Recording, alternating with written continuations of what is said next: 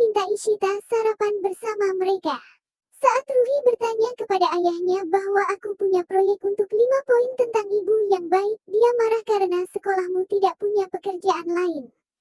Ketika dia bertanya pada Ishita 5 poin tentang ayah yang baik, dia bilang dia selalu menegur, mengejek dan lain-lain. Di dalam kamar Raman ingin melihat di teleponnya tapi menghentikan dirinya sendiri yang seharusnya tidak dia lakukan. Ketika dia akan melihatnya, Ishita bertanya tentang mengapa dia melihat teleponnya. Dia bergerak mundur dan mengatakan itu milikmu yang berdering, periksa, Raman pergi. Mihika dan Sagun berbelanja dan Mihika memanggil Ishita untuk ikut. Ishita mengatakan padanya bahwa dia ada di klinik saat Mani mengatakan padanya untuk tidak memberitahu siapapun. Tapi dia berdiri tepat di depan mereka. Sagun bertanya-tanya mengapa Ishita berbohong. Ishita dan Mani berada di dalam mobil membahas apa yang harus dilakukan selanjutnya tentang kasus ini. Ishita mengatakan kepadanya mengapa kamu melakukan semua ini. Anda menelepon berkali-kali dan Raman menjadi sangat marah. Berperilaku seperti suami biasa memeriksa ponsel saya. Mani mengatakan kita harus berbicara dalam bahasa kode. Ubah nama saya di telepon Anda. Mereka berencana untuk mengubahnya menjadi Manisa. Raman pergi ke klinik Ishita untuk memberinya makan siang yang telah dia lupakan di rumah. Dia mengetahui Ishita telah membatalkan semua janjinya dan kemudian dia mendapat pesan dari Ishita untuk menjemput Ruhi dari sekolah karena dia sibuk di klinik. Raman khawatir tentang mengapa Ishita berbohong. Raman ingat Sagun berbohong serupa sebelumnya. Raman dan Sagun bertemu di luar sekolah Ruhi dan Sagun mengejeknya bahwa kamu mendapat posisi kepala hanya karena tekanan Ishita pada temannya. Dia mengatakan setiap wanita yang datang dalam hidup Anda meninggalkan Anda untuk pria yang lebih baik. Mungkin masalahnya adalah Anda. Mungkin Anda tidak pantas mendapatkan cinta. Sagun juga memberitahu Raman bahwa dia melihat Ishita dan Mani bersama hari ini. Ishita ada di rumah dan menunggu Raman, menelepon kantor dan bertanya di mana dia. Penjaga mengatakan dia telah pergi. Kemudian dia menelepon Mani untuk menanyakan apakah dia berbicara dengan Sarika. Dia bilang dia bisa bicara besok. Ishita sedang tidur saat Raman pulang. Raman duduk di samping tidurnya. Raman menggerakkan tangannya ke depan untuk menyentuh kepalanya tetapi bergerak mundur. Mani berpikir untuk menelepon Ishita karena dia sangat khawatir, dia tidak akan tidur. Dia harus menenangkannya. Mani menelepon dan Raman melihat nama itu sebagai Manisa. Ketika dia mengangkat telepon sambil berpikir itu mungkin darurat, Mani memberitahu Ishita bahwa aku akan mengurus semuanya. Jangan khawatirkan Raman. Raman ingat kejadian serupa lainnya antara Sagun dan Ashok dan hancur.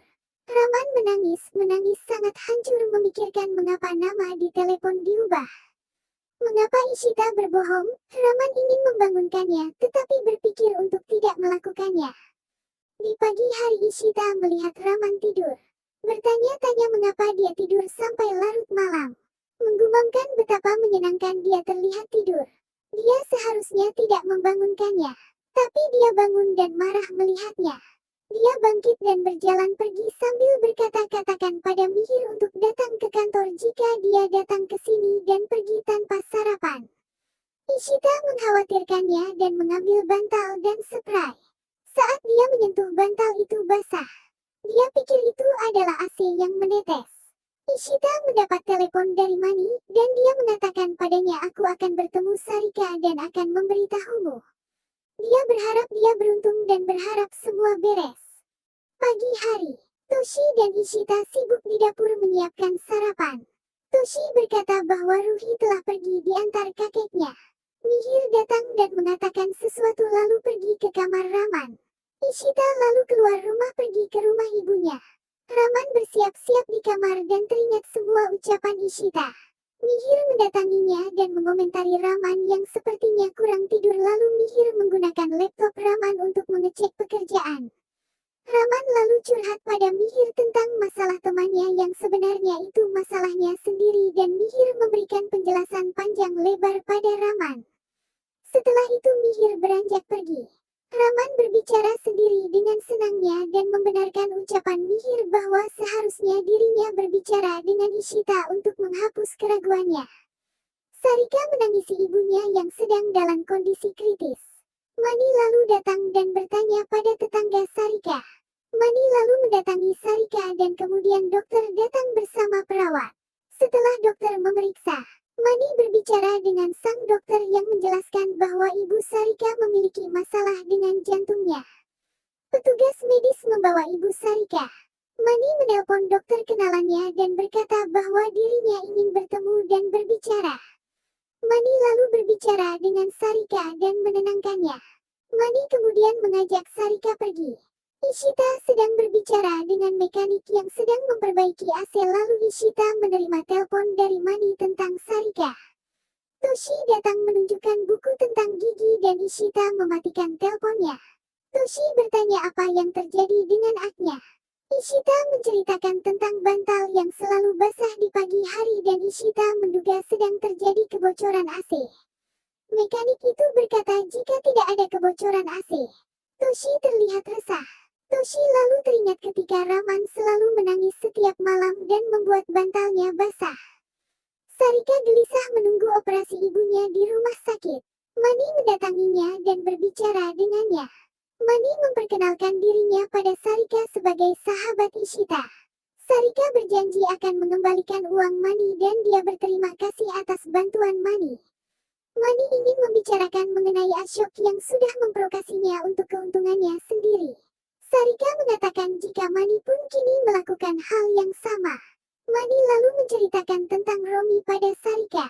Mani berada di restoran bersama Romi dan mengajaknya berbicara tapi Romi emosi dan hendak beranjak pergi. Mani menahannya dan mengatakan sesuatu. Romi pun duduk kembali setelah Mani menyuruhnya duduk. Mereka lanjut membicarakan Sarika. Toshi sedang melamun di rumahnya.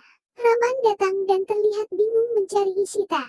Toshi pun bertanya padanya. Raman lalu melihat-melihat ke balkon dan menanyakan Ruhi. Toshi berkata jika Ruhi pergi berlatih karate dan diantar Ishita. Raman berkata akan menjemputnya lalu Raman keluar rumah.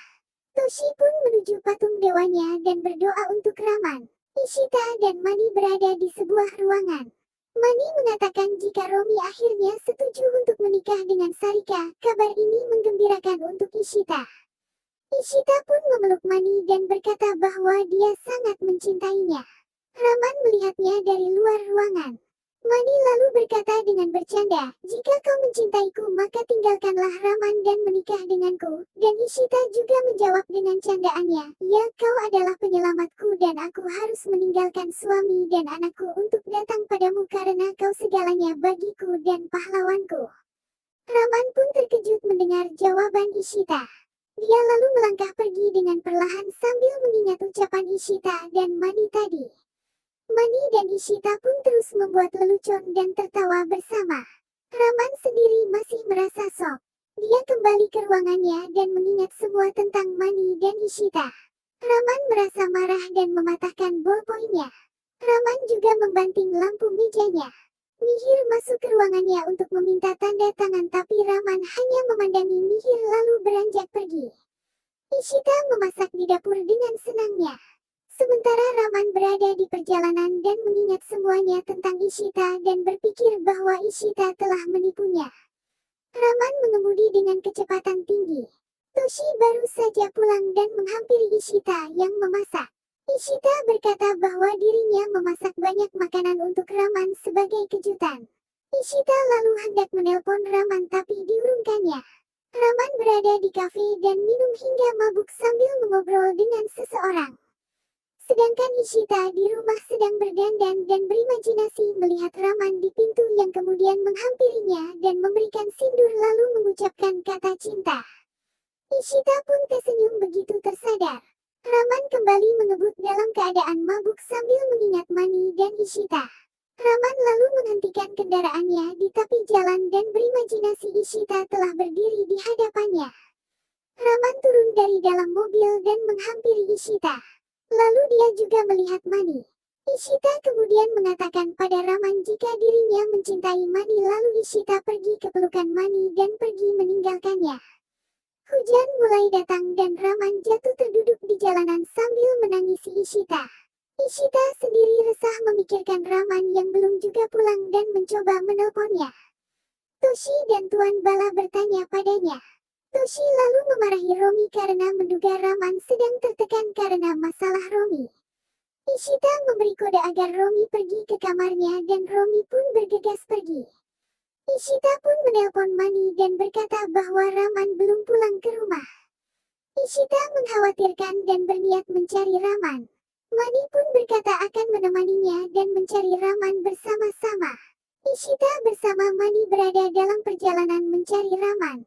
Lalu Ishita melihat mobil Raman di tepi jalan. Ishita turun dari dalam mobil dan melihat Raman tergeletak di tepi jalan dalam keadaan mabuk. Raman membuka mata dan melihat Ishita bersama Mani. Ishita dan Raman lalu berusaha membantu Raman berdiri tapi Raman menolak. Raman marah dan menghajar Mani serta Ishita. Lalu Raman kembali ke dalam mobil dan tergeletak tak sadarkan diri di sana. Mani berkata bahwa Raman terlalu banyak minum.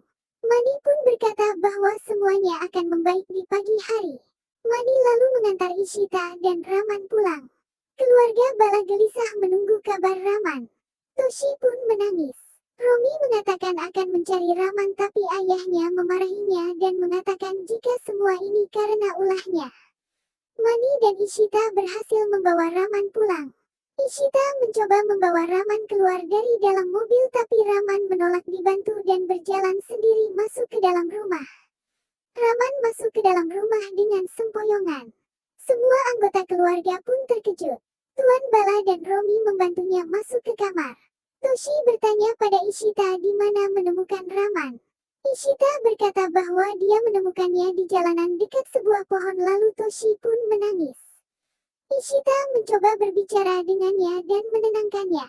Ishita masuk ke kamar. Romi telah selesai mengganti baju Raman dan beranjak pergi.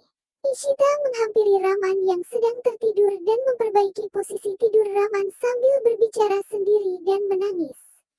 Pagi harinya, Ishita menyiapkan sesuatu di dapur dan Toshi menghampirinya serta menanyakan keadaan Raman. Lalu Tuan Bala muncul dan mengatakan agar tidak bertanya apapun pada Raman agar tidak membuatnya marah. Toshi lalu menyuruh Romi untuk sarapan tapi Romi menolak dan beranjak keluar rumah. Raman keluar dari kamar dan Toshi menyapanya. Ishita juga menyiapkan air lemon untuknya. Mihir datang dan menyapa semua lalu mengatakan bahwa nanti malam akan ada pesta untuk pimpinan pengusaha se-Asia dan Mihir meminta semua untuk datang. Semua pun tersenyum dan setuju untuk datang. Raman hanya terdiam. Ishita berkata akan pergi ke salon dan berdandan karena kini dirinya adalah istri seorang pimpinan pengusaha se-Asia dan Ishita bertanya pada Raman baju apa yang akan dikenakannya. Raman membalasnya dengan ucapan yang mengejutkan semua orang. Dia berkata bahwa dirinya yang menjadi pimpinan tapi mengapa Ishita menjadi begitu senang sekali. Lalu Raman beranjak pergi. Ishita berusaha tertawa dan menganggap ucapan Raman hanyalah lelucon. Raman masuk ke kamar dan teringat masa lalunya tentang Ashok dan Sagun. Sarika mendatangi rumah Ashok. Ashok mengatakan agar Sarika segera bersiap untuk ke pesta dan mengatakan di sana jika Romi telah menipunya dan Raman mendukungnya.